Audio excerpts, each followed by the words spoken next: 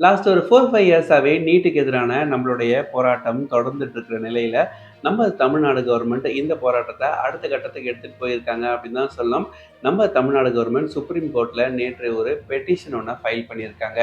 எதற்காக இந்த பெட்டிஷன் அப்படின்றத தான் நம்ம பார்க்க போறோம். எதனால நாம நேற்று சுப்ரீம் கோர்ட்ல ஒரு பெட்டிஷன ஃபைல் பண்ண வேண்டிய தேவை இருந்தது அப்படின்றத பார்க்கறதுக்கு, நம்ம ஒரு 2, 3 வருடங்கள் பின்னால போக வேண்டிய தேவையானது இருக்கு. 2021ஆம் ஆண்டு மாதிரி நம்ம சட்டசபையில நீட்டை எதிர்த்து ஆன்டி நீட் பில் அப்படின்ற ஒரு பில்ல ஒண்ண பாஸ் பண்ணோம். இப்படி இந்த பில்ல பாஸ் பண்ணதுனால நம்மளால நீட்ட தடுத்து நிறுத்திட முடிஞ்சுதா அப்படின்னு கேட்டா இல்ல. நீட் எக்ஸாம்ஸ் என்னமோ நடந்துட்டு தான் இருக்கு. நம்ம சட்டசபையில நம்ம ஒரு பில்ல பாஸ் பண்ணதோட மட்டும் நிக்கல. அடுத்த வருஷமும் நீட்டுக்கு எதிரான இன்னொரு பில்லையும் நம்ம சட்டசபையில நம்ம பாஸ் பண்றோம்.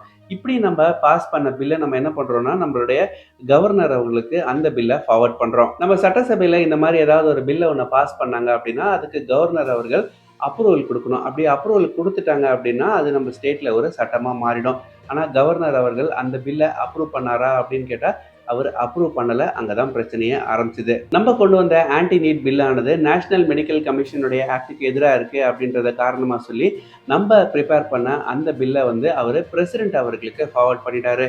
இந்த பில்ல நான் சைன் பண்ண மாட்டேன். இது பிரசிடென்ட் டிசைட் பண்ணிக்கிட்டோம் அப்ரூவ் பண்ணலாமா, வேண்டாமா அப்படின்றத காரணமா சொல்லி அவரு சைன் பண்ணாம பிரசிடென்ட் அவர்களுக்கு அனுப்பிச்சு வச்சுட்டாரு.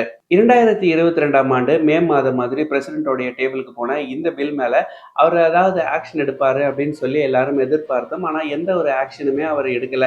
இந்த பில் ஓகேன்னு சொல்லல, ரெஃப்யூஸும் பண்ணல. அப்படியே ஒரு 2, 3 இயர்ஸ் போன ஒரு நிலையில இந்த ஆண்டு மே மாதம் மாதிரி நம்ம பிரசிடென்ட் என்ன பண்ணாங்கன்னா, இந்த பில்ல நான் ரெஃப்யூஸ் பண்றேன், கேன்சல் பண்றேன்னு சொல்லி அவுட்ரைட்டா கேன்சல் பண்ணிட்டாங்க. எதனால சுப்ரீம் கோர்ட்ல நம்ம ஒரு பெட்டிஷன ஃபைல் பண்ணியிருக்கோம் அப்படின்றது இப்ப எல்லாருக்கும் கிளியரா புரியும் அப்படின்னு நினைக்கிறேன். ஏன்னா கவர்னர் அவர்களும் அவருக்கு வந்த பில்ல சைன் பண்ணாம பிரசிடென்ட்க்கு அனுப்பிச்சிட்டாரு.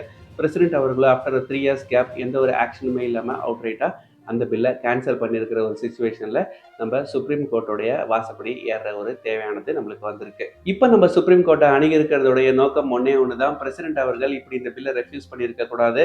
மறுபடியும் இந்த பில்லை அவரு கன்சிடர் பண்ணணும் அப்படின்ற ஒரே ஒரு நோக்கத்துல தான் நம்ம இப்போ சுப்ரீம் கோர்ட் வாசலை ஏறி இருக்கோம். சுப்ரீம் கோர்ட் இந்த பெட்டிஷனுக்கு எப்படி ரிப்ளை பண்றாங்க அப்படின்றத பொறுத்து தான் நீட்டானது நம்ம தமிழ்நாட்டில் தடை செய்யப்படுமா படாதா அப்படின்ற ஒரு முடிவுக்கே வரும் அப்படின்னு கூட சொல்லலாம். ஏன்னா இந்த பெட்டிஷனை ரிஜெக்ட் பண்ணது வேற யாரும் கிடையாது, நாட்டுடைய பிரசிடென்ட். சுப்ரீம் கோர்ட் வெஸ் பிரசிடென்ட் அப்படின்ற மாதிரி ஆகுதுன்னு தான் எனக்கு தோணுது.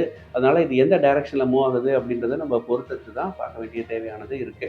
இதே மாதிரி தகவல்களுக்கு இணைந்திருங்கள். நன்றி, வணக்கம்.